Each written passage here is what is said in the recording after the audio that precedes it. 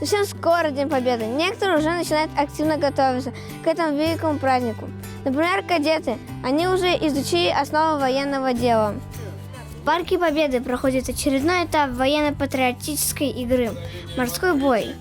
На протяжении всего учебного года ученики кадетских классов соревновались в творчестве, военной выправке и, конечно же, знаниях истории.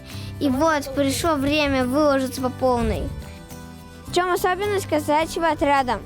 Потому что благодаря фланкировке мы можем путешествовать по всей России и показывать людям, чем же фланкировка может быть полезной. Что ты держишь в руках? Я держу шашки, благодаря которых я и выступаю. Бывают разные виды шашек, бывают и железные, которыми можно рубить, а бывают и такие деревянные, с помощью которых мы выступаем. Кадетам предстоит пройти 8 этапов разной сложности. Здесь важна и командная работа, и интеллект. 150 участников, 15 команд. Конкуренция не слабая.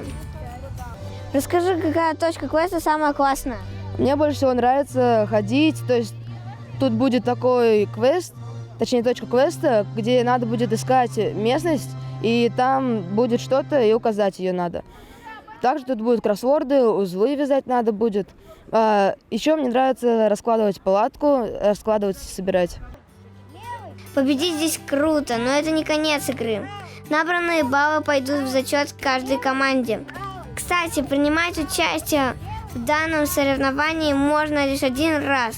В сентябре ученики кадетских классов подают заявки и их допускают к участию в морском бою. В этом году соревнуются 7 старших команд. Это 7-е, 8-е классы и 8 средних, 5-е, 6-е классы. Так что если вы тоже хотите так же активно использовать и проводить время, то начинайте готовиться уже сейчас.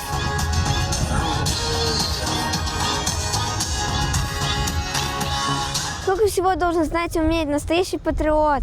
Читать учебник по истории – это, конечно, хорошо, но вот так время проводить еще лучше. Давид Гайнатуллин, Азамат Даянов специально для Горы новостей.